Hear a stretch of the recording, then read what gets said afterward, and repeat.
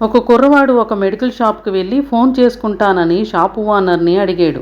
ఇది STD booth కాదు, కానీ నువ్వు ఒక ఫోన్ కాల్ చేసుకో అని బదులిచ్చాడు ఓనరు. ఆ కుర్రవాడు రిసీవర్ ఎత్తి ఒక నెంబర్కి డైల్ చేశాడు.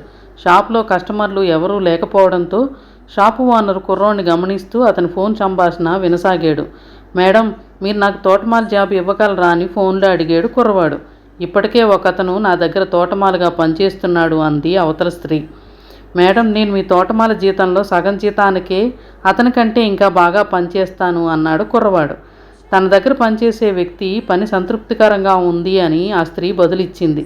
ఆ కుర్రవాడు మరింత పట్టుదలతో, మేడం, నేను మీ ఇల్లంతా ఊడుస్తాను, మీ ఇంటి తోటను ఈ నగరంలోనే అత్యంత అందమైన తోటలా మారుస్తాను అన్నాడు. అవసరం లేదు బాబు అని అవతల స్త్రీ ఫోన్ పెట్టేసింది. ముఖంపై చిరునవ్వుతో ఆ కుర్రవాడు ఫోన్ రిసీవర్ పెట్టేశాడు. అతని సంభాషణ విన్న షాపు ఓనర్ ఆ కుర్రవాడితో, బాబు, నాకు నీ వ్యక్తిత్వం నచ్చింది, నీలో ఉన్న ఆశాజనక దృక్పథం నన్నెంతో ఆకట్టుకుంది, నీకు నేనొక జాబ్ ఇస్తాను, చేస్తావా అని అడిగాడు.